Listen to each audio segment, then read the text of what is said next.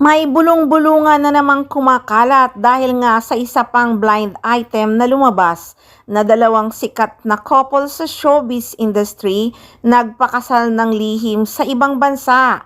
Kaya daw inililihim muna dahil sa kanilang career.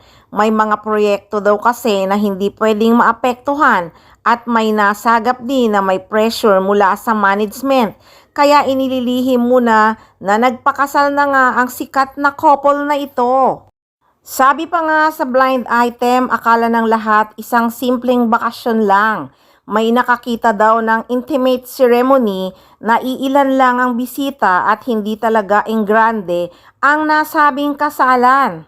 Siyempre, kumalat ang chismis na ito sa mga gossip sa showbiz at si Janine Gutierrez at Jericho Rosales na naman ang nasa isip ng mga madlang people at netizens, pati na rin ang kanilang mga fans.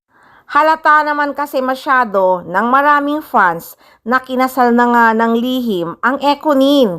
Hindi nga lang kasi galawang magjowa ang dalawa kundi galawang mag-asawa na talaga.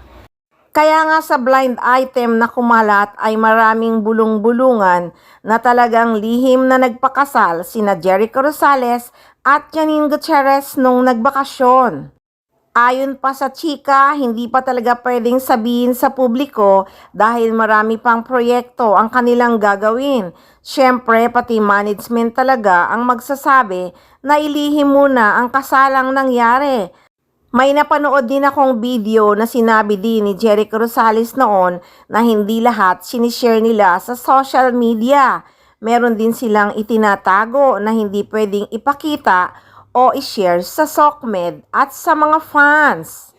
Kaya marami talagang ang nanghula sa blind item na ito na ang Ekonin nga ang lihim na nagpakasal sa ibang bansa. Pasok na pasok kasi ang blind items sa galawan nina Jericho Rosales at Janine Gutierrez.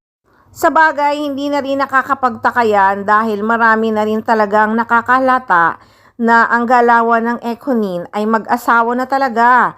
Nagpa-secret married na nga talaga daw ang dalawa noon pa. Pero ang hinala talaga nila nung nagbakasyon sa Africa ang Ekonin ay doon talaga lihim na nagpakasal ang dalawa.